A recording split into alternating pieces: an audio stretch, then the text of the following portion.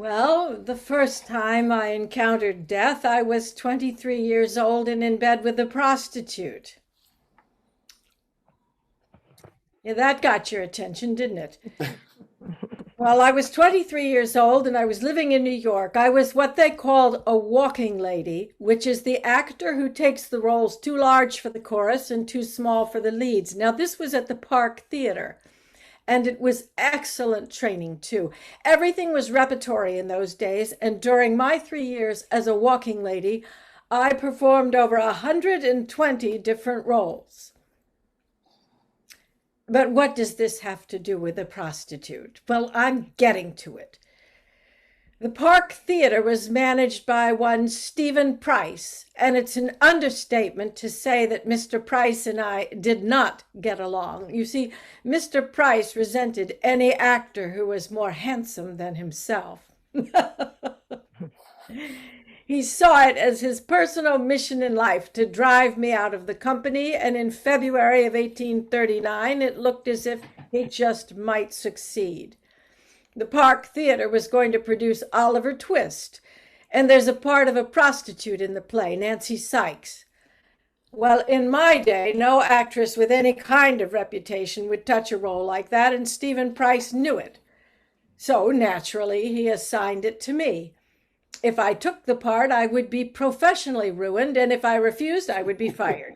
Yes, Mr. Price finally had me exactly where he wanted me.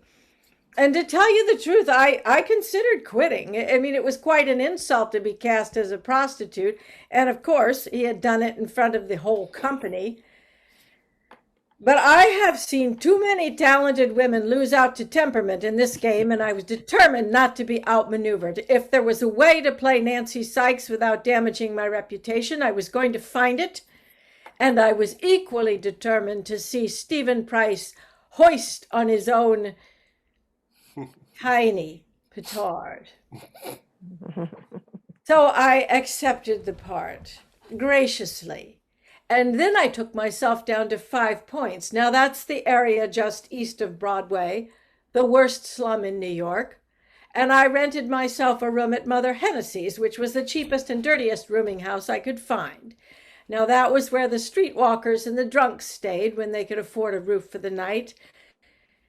And it was there at Mother Hennessy's that I began to study the role of Nancy Sykes. During the day, I went out on the street and I watched the old women pick through the garbage, and I watched the young women pick through the old men. I watched their hands, their hips, their elbows, their mouths, their teeth, their eyebrows. I watched them flirt. I watched them joke. I watched them steal. I watched the things that no one else was watching. And at night, I went to the saloons and I studied the women there. And sometimes the women studied me.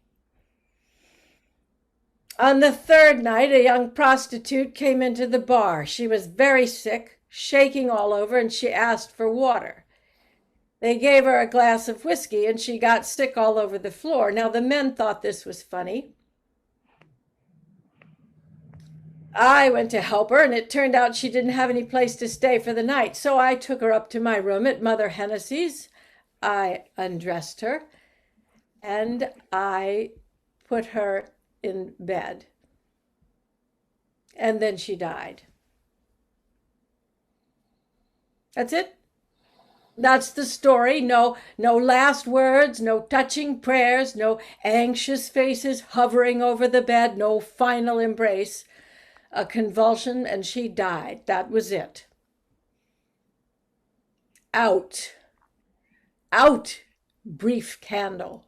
Life's but a walking shadow, a poor player that struts and frets his hour upon the stage, and then is heard no more. It is a tale told by an idiot, full of sound and fury, signifying nothing. What did I do? Well, I took her clothes. Of course I took her clothes. I had a show to open and they fit me.